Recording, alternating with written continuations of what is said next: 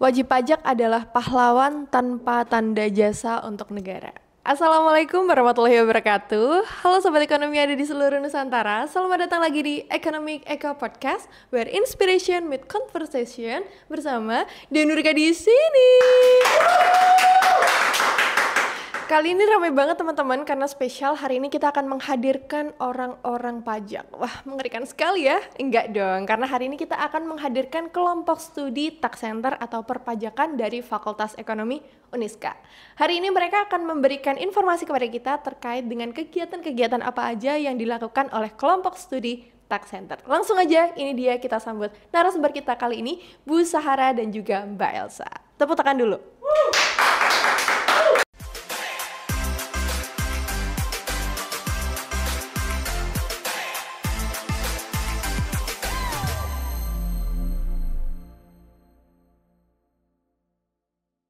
Teman-teman, sudah bersama kami semua di sini. Ada Ibu Sahara dari Prodi Akuntansi dan juga Kak Elsa ya, dari Prodi Akuntansi yang berasal dari kelompok studi tax center ataupun perpajakan, betul ya?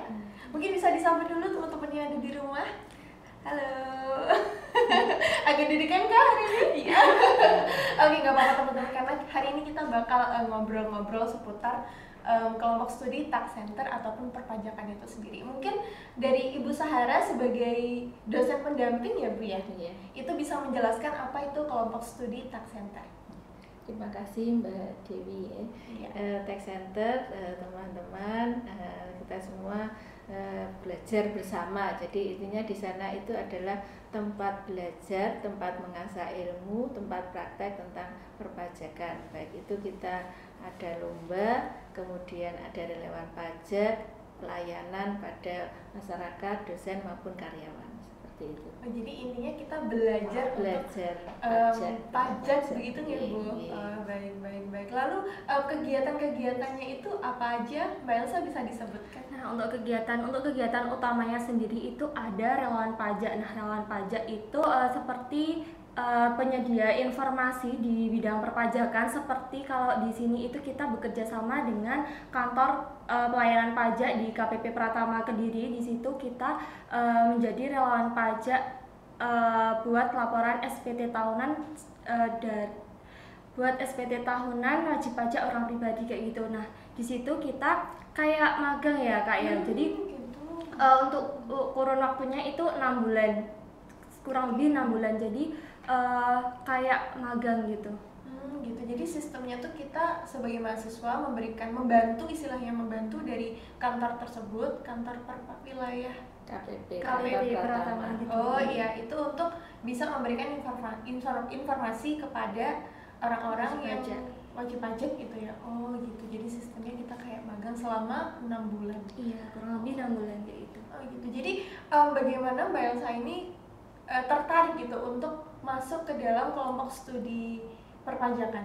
Nah, ini saya tertarik itu karena tax center itu merupakan kayak forum edukasi ya. Jadi kita dari saya sendiri itu kan dari program studi akuntansi konsentrasi perpajakan ya. Jadi kayak relevan banget sih kalau aku ambil program studi perpajakan. Sama yang bikin tertarik itu juga relawan pajaknya tadi, karena di relawan pajaknya tadi itu kita dapat sertifikat dari Direktorat Jenderal Pajaknya langsung. Nah, itu bisa buat nilai tambah kita buat cari atau lamaran kerja nanti kayak gitu, buat portofolio gitu. Oke sih ya. Jadi sambil jadi mahasiswa tapi ya nyelundup lah biar kita bisa dapat info loker gitu ya, kayak relasi gitu. Oke, siap. Terus Bu, saya juga mau tanya mengenai kenapa pajak itu penting gitu. Apalagi kan kita sebagai warga negara Indonesia khususnya ya Bu, jadi punya kewajiban untuk membayar pajak gitu. Seperti kita ketahui, pajak itu adalah penerimaan terbesar bagi negara Indonesia, sehingga di sini pemerintah menggalakkan sekali bagaimana penerimaan pajak itu bisa ditingkatkan gitu ya. Kalau penerimaan pajak meningkat, otomatis nanti dampaknya akan kembali ke masyarakat. Jadi pajak itu dari kita, oleh kita, untuk kita, seperti itu. Tapi kan ya Bu ya, jujur saja mungkin ada beberapa warga negara Indonesia yang merasa saya udah bayar pajak tapi belum merasakan dampaknya begitu Bu. Nah, bagaimana strategi khususnya kelompok studi perpajakan ini untuk mensosialisasikan kepada warga negara, khususnya apalagi teman-teman mahasiswa nih, untuk membuat pajak itu nggak boring gitu, belajar pajak itu menarik gitu, bagaimana Bu? Ya, kita awali dari semester 1 ya, sebenarnya kita itu ada program inklusi dan memang kampus kita Uniska itu adalah, meskipun kita swasta, adalah kampus pertama kali di Indonesia yang menerapkan inklusi pajak. Jadi di Jawa Timur pertama kali gitu. Di Uniska ini meskipun swasta pertama kali menerapkan inklusi pajak. Di situ ada penjelasan dari untuk mahasiswa dari tim dosen bela negara, apa itu pajak, kewajiban kita sebagai warga negara apa, kemudian pajak itu digunakan untuk apa. Itu pengenalan pertama yang kita mulai di kampus Uniska ini. Jadi semua program studi, jadi nggak hanya di ekonomi saja, tapi di teknik, ya, di pertanian, peternakan pun juga ada. Karena ini yang mengampu adalah dosen bela negara. Jadi kita include di bela negara. Oh begitu, jadi memang semua fakultas itu ada. Kelompok studi itu ada. Wah, keren-keren. Jadi memang tidak hanya di fakultas ekonomi ya Bu ternyata, tapi memang kita mengedepankan bagaimana agar pajak itu bisa dikenal. Oh iya, baik. Dikenal dan generasi muda itu sadar pajak gitu. Iya, karena itu memang kadang agak sulit ya Bu ya, gitu. Karena kan kita bayar pajak kan berarti kita mengeluarkan uang dan tidak semua orang itu terkadang rela uangnya untuk keluar gitu. Betul sekali. Iya. Lalu mungkin Mbak Elsa bisa, kan sudah bergabung nih Mbak di kelompok studi perpajakan, udah berapa lama Mbak Elsa? Udah 2 tahun ya Bu, dari tahun 2023 sampai saat ini. Wah, jadi udah 1 tahun deh. 1 tahun. 1 tahun ya, berarti istilahnya udah belajar lah di dalam kelompok studi ini. Nah mungkin Mbak Elsa bisa memberikan sedikit petunjuk nih kepada teman-teman, apalagi teman-teman mahasiswa yang baru aja mulai usaha ataupun untuk UMKM, bagaimana mereka itu bisa mengenal untuk pembayaran pajak itu sendiri. Nah, kalau itu kita lebih ke pemahaman jenis pajak sama kewajiban perpajakannya sih. Jadi misal jenis usahanya UMKM atau badan usaha kayak gitu. Terus misal kalau jenis pajaknya itu seperti PPN, PPh atau pajak daerah lainnya kayak gitu. Jadi kita harus lebih paham mengenai pajaknya kayak gitu. Seperti apa sih perpajakannya atau kewajiban kita sebagai wajib pajak kayak gitu. Jadi memberikan pemahaman gitu ya Mbak, soalnya kan untuk jenis-jenis pajak itu kan banyak, tadi ada apa, PPN, PPh, terus pajak daerah juga. Oh, itu jadi memang sangat mendetail ya Bu ya. Banyak sekali. Jadi memberikan pemahaman itu kepada teman-teman mahasiswa. Baik. Terus kan udah bergabung nih di kelompok studi perpajakan kurang lebih setahun. Nah mungkin apakah pernah menyelenggarakan event-event yang menarik gitu untuk meningkatkan kesadaran soal pajak itu sendiri? Kalau event sih belum pernah ya. Tapi kalau kemarin itu ada tax on tour. Nah itu kayak apa ya? Tour tentang edukasi tentang perpajakan kayak gitu. Jadi kita dari mahasiswa khususnya dari program studi akuntansi itu diundang buat kayak apa ya, latihan buat SPT tahunan, terus buat cara menghitung PPh pasal 21 kayak gitu. Jadi lebih ke kayak kita ngedukasi kayak gitu. Oh gitu, jadi sosialisasi juga. Itu kemana sosialisasinya? Kalau sosialisasinya itu kita kan di relawan pajak itu kan ada di yang instansi yang ada di KPP sama di tax center. Nah yang di tax center itu kita melayani wajib pajak itu dari dosen-dosen sama masyarakat kayak gitu. Jadi kita buat apa ya, kita melayani wajib pajak, dosen-dosen sama masyarakat itu, sama kita mengedukasi tentang perpajakan. Misal juga wajib pajak itu tanya-tanya, kita juga ngasih informasi tentang perpajakan gitu. Karena kan dari tax center sendiri kan gabung atau kita ada diskusi bareng ya. Jadi diskusi bareng itu terkait isu-isu terkini tentang perpajakan. Jadi kita tahu nih perpajakan, aturan-aturan terbaru dari perpajakan itu apa aja kayak gitu kan, soalnya regulasi perpajakan itu kan berubah-ubah ya kayak gitu, jadi kita harus benar-benar paham banget aturan yang berlaku saat ini kayak gitu. Jadi update terus gitu Iya, ya, update adanya terus. diskusi Iya. setiap waktu yang berkala gitu Iya. ya. Wah, keren. Dan memang tadi berarti untuk masyarakat umum tuh bisa untuk datang ke Bisa. Tech Center? Iya bisa, tapi ini kita kalau dari Tech Center itu didahulukan dari dosennya dulu. Kalau dosennya sudah laporan SPT-nya, baru kita buka buat masyarakat gitu. Oh iya, jadi buat teman-teman nih yang pengen konsultasi terkait dengan perpajakan, mau lapor SPT tahunan bisa ya, nggak usah langsung ke kantor pajak KPP, langsung aja Tech Center. Tech Center. Ada di mana ruangannya? Di lantai 4. Oke, di lantai 4 Gedung Ulil Albab Fakultas Ekonomi. Itu guys. Oh, jadi terbuka untuk umum ya, yang mau konsultasi ataupun cari informasi. Saya juga ada ini ya, pelayanan online kemarin juga ada ada mulai. juga. Pelayanan SPT iya. online kemarin sudah kita mulai, jadi tahun pertama ini ya kita pelayanan online. Jadi dari jarak jauh mereka tinggal ini nomor NPWP-nya, ini KTP-nya kita layani, nanti kita proses, baru hasilnya dikirim ke ini wajib pajak. Ada pelayanan online. Keren banget, tepuk tangan dulu guys. Jadi kita juga ngikutin digital juga kan ya, jadi Iya. kita nggak harus wajib pajak itu ke sini, karena kan wajib pajak kan banyak yang sibuk ya. Iya. Jadi kita buka secara online-nya kayak gitu. Oke. Satu yang dengan catatan ya, gratis. Gratis. Jadi Iya. pungut Ada biaya sepeser apapun. pun ya, Ya, tuh gratis. guys. Jadi buat teman-teman yang mau cari-cari informasi, yang mau konsultasi, bisa langsung chat di WhatsApp atau di sosial media. Di sosial media, di Instagram, misalnya di DM gitu. Oke, boleh di-spill DM-nya apa? Atau nama Instagramnya apa? Tech Center Uniska. Tech Center Uniska. Jadi buat teman-teman yang mau konsultasi online ataupun pengen konsultasi offline, bisa langsung menghubungi Tech Center Uniska. Gitu ya guys ya. Oke, lalu Kak Elsa tadi kan sudah bergabung kurang lebih setahun ya di kelompok studi ini, dan alhamdulillahnya juga relevan dengan konsentrasinya gitu. Bagaimana Kak Elsa ini bisa menyeimbangkan antara belajar di kelas dan juga belajar di kelompok studi dan berkegiatan yang lain? Kalau dari aku sendiri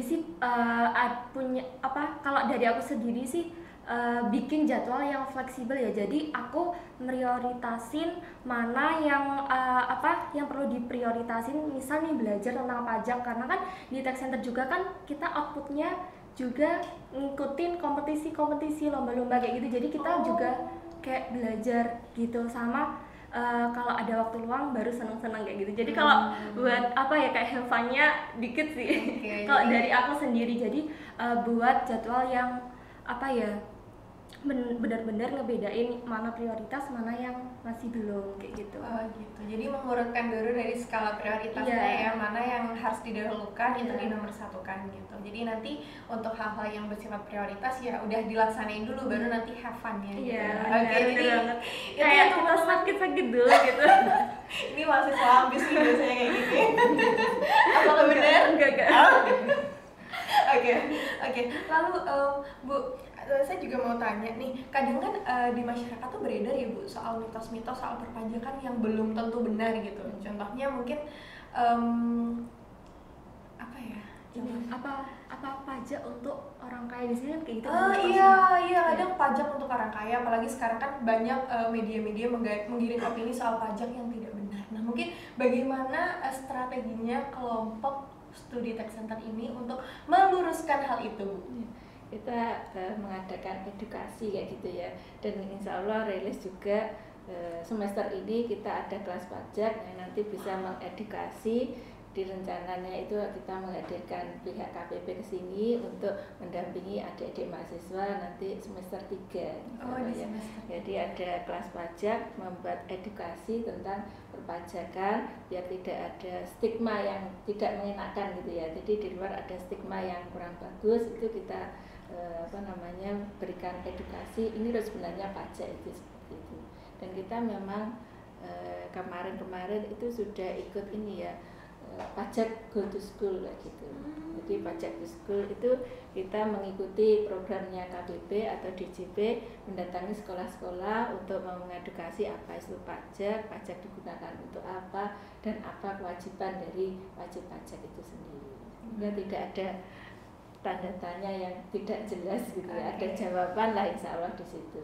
Jadi buat teman-teman yang masih tergiring opini, tergiring berita media soal hal-hal yang negatif itu bisa diluruskan oleh tim dari itu ada apa namanya pajak Go to School itu mulai dari SD itu.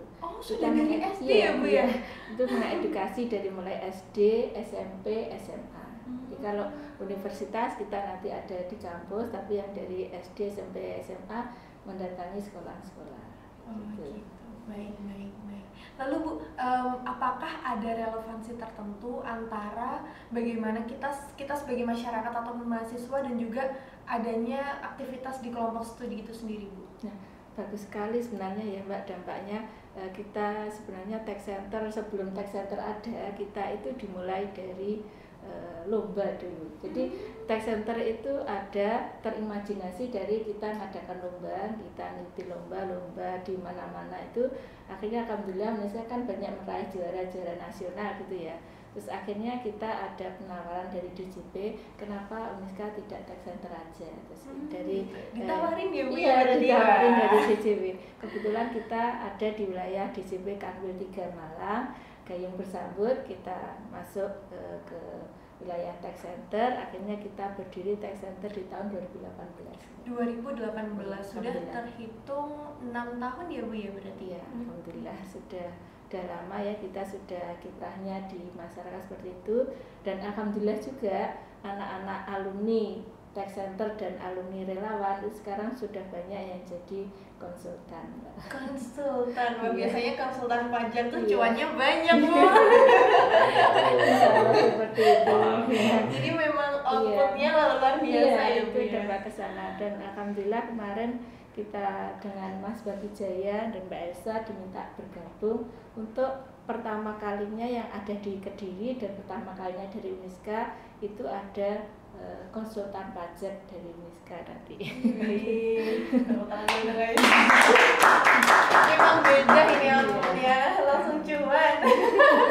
Iya, kita alhamdulillah. Jadi memang kalau saat ini kan pajak lagi dibutuhkan sekali di perusahaan-perusahaan, itu memang butuh orang akuntansi yang pintar akuntansi dan sekaligus pintar pajak. Jadi multitasking ya Bu ya. Bukan pintar akuntansi juga tahu pajak juga Dan sebenarnya gini ya, dan selama ini kan memang anak akuntansi ya, anak manajemen silakan kalau mau ngikuti kita monggo, ada banyak peluang. Jadi sudah kita tawarkan, silakan nanti untuk adik-adik yang dari manajemen silakan bergabung di Tech Center. Insya Allah kita ke depan dari DJP itu ada penawaran kita dimasuk dalam 3 pilar. Jadi 3 pilar itu adalah Kementerian Keuangan, kemudian BI, Bank Indonesia, terus dari instansi maupun dunia pendidikan seperti Tech Center ini. Yang selama ini yang sudah masuk kan ada Universitas Indonesia, yang di Jatim itu ada UB. Nah kemarin kita insya Allah bisa masuk ke sana. Amin. Kita doakan sama-sama ya Bu. Ke sana doanya semuanya. Kita menuju sana insya Allah. Amin. Lalu Bu, mungkin apakah ada harapan terkait dengan ketika nanti ada anggota yang masuk, dan apa harapannya Bu untuk anggota-anggota Tech Center itu? Untuk anggota Tech Center harapannya ke depan lebih mengabdi pada negeri. Jadi memang pajak kan untuk negeri gitu ya. Pahlawan tanpa tanda jasa itu sebenarnya Mbak Elsa. Apakah kita juga termasuk?